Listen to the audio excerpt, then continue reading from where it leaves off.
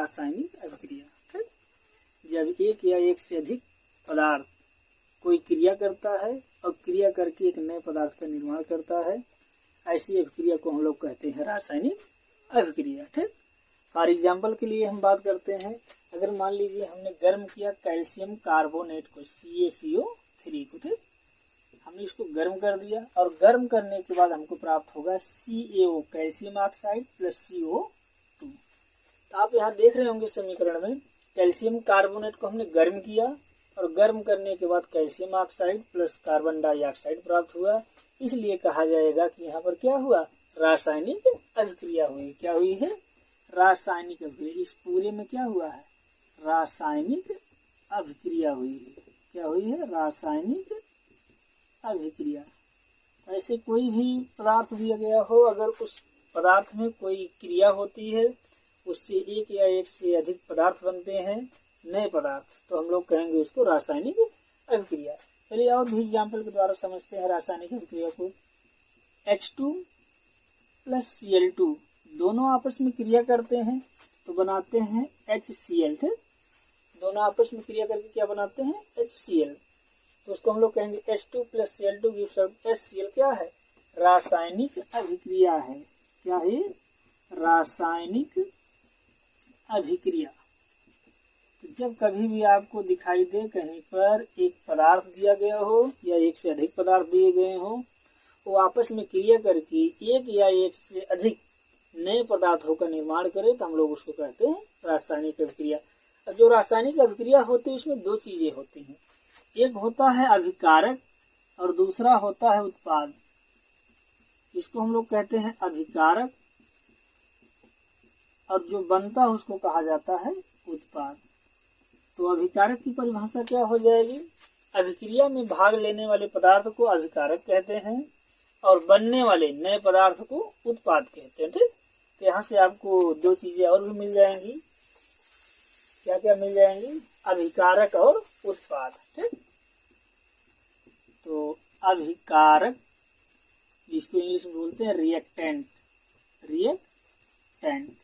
तो अभिकारक क्या होते हैं, वे पदार्थ जो रासायनिक अभिक्रिया में भाग लेते हैं अभिकारक कहलाते हैं। अभिकारक क्या होते हैं, वे पदार्थ जो रासायनिक अभिक्रिया में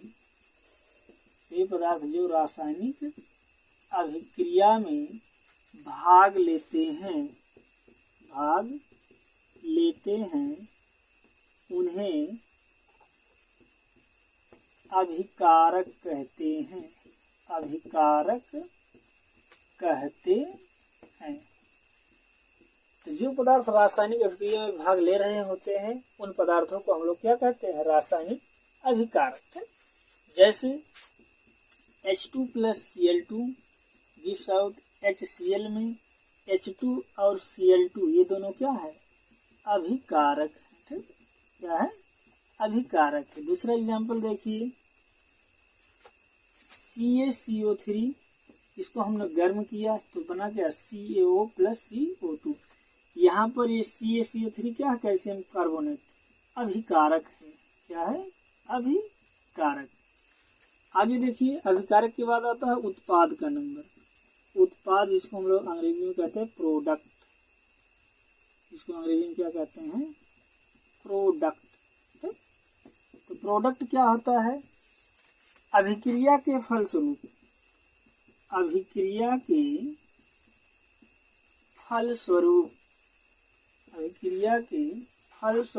बनने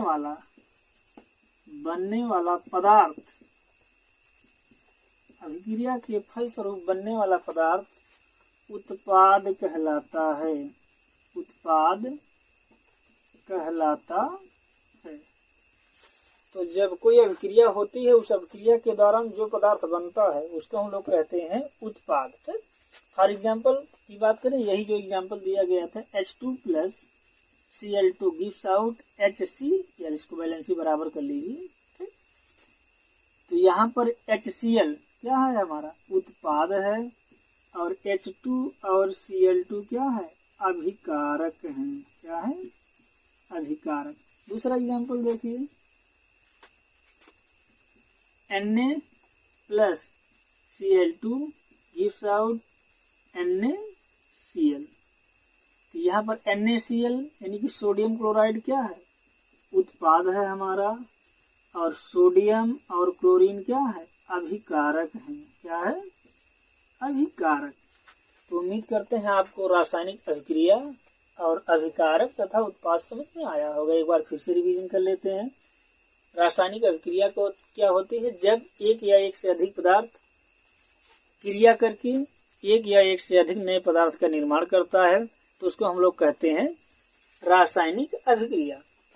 तो रासायनिक अभिक्रिया जो होती है उसमें दो चीजें होती हैं, एक होता है अभिकारक और दूसरा होता है उत्पाद। तो अभिकारक वे पदार्थ होते हैं जो रासायनिक अभिक्रिया में भाग लेते हैं, उन्हें अभिकारक कहते हैं। जैसे H2Cl2 गिव्स आउट HCl में अभिकारक क्या है, H2 और Cl2 है। कैल्शियम कार्बोनेट को गर्म किया गया तो calcium oxide plus carbon dioxide बना। यहाँ पर CaCO3 यानी कि कैल्शियम कार्बोनेट क्या है, अभिकारक है। क्या है, अभिकारक है। ठीक। उत्पाद क्या होता है, अभिक्रिया के फलस्वरूप बनने वाला पदार्थ उत्पाद कहलाता है। जैसे H2Cl2 गिव्स आउट HCl, यहाँ पर H2 और Cl2 यानी कि हाइड्रोजन और क्लोरीन क्या है, अभिकारक है। इसी प्रकार से Na+Cl gives out Na+Cl2 gives out NaCl में NaCl क्या है, उत्पाद है। सोडियम क्लोराइड क्या है, उत्पाद है, और सोडियम और क्लोरीन क्या है, अभिकारक है। तो चलिए हम आगे और बढ़ते हैं, अभिक्रिया से आगे बढ़ते हैं। अब देखिए अभिक्रिया हो गई, तो जो अभिक्रिया होती है उसको हम लोग सूत्रों और संकेतों के द्वारा जब व्यक्त करते हैं उसको कहते हैं रासायनिक समीकरण। तो हम लोग पढ़ेंगे क्या, रासायनिक समीकरण। रासायनिक समीकरण क्या पढ़ेंगे, रासायनिक समीकरण, केमिकल इक्वेशन। Chemical equation. ठीक।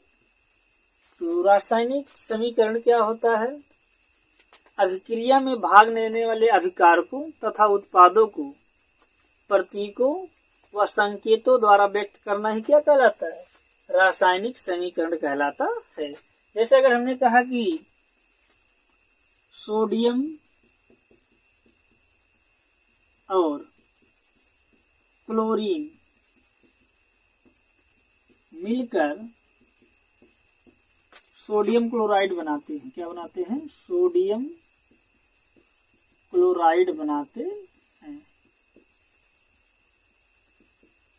सोडियम क्लोराइड बनाते हैं। अब इस स्टेटमेंट को जब हम प्रतीकों के द्वारा, संकेतों के द्वारा लिखेंगे तो उसको हम लोग कहेंगे रासायनिक समीकरण। तो सोडियम का प्रतीक होता है Na, क्लोरीन का होता है Cl, गिव्स आउट का चिन्ह लगाएंगे, क्या बन रहा है, सोडियम क्लोराइड। तो सोडियम क्लोराइड का सूत्र होता है NaCl। इसको बैलेंसी बराबर करने के लिए यहाँ 2 से गुणा कर दीजिए, 2 से यहाँ गुणा कर दीजिए। अब इस पूरे को जो लिखा गया है, इस पूरे को हम लोग क्या कहेंगे, रासायनिक समीकरण।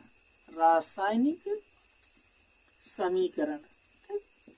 जो भी क्रिया होती है उस क्रिया को और उसमें बनने वाले उत्पाद को जब हम सूत्रों, संकेतों या प्रतीकों के माध्यम से व्यक्त करते हैं तो उसको कहा जाता है रासायनिक समीकरण।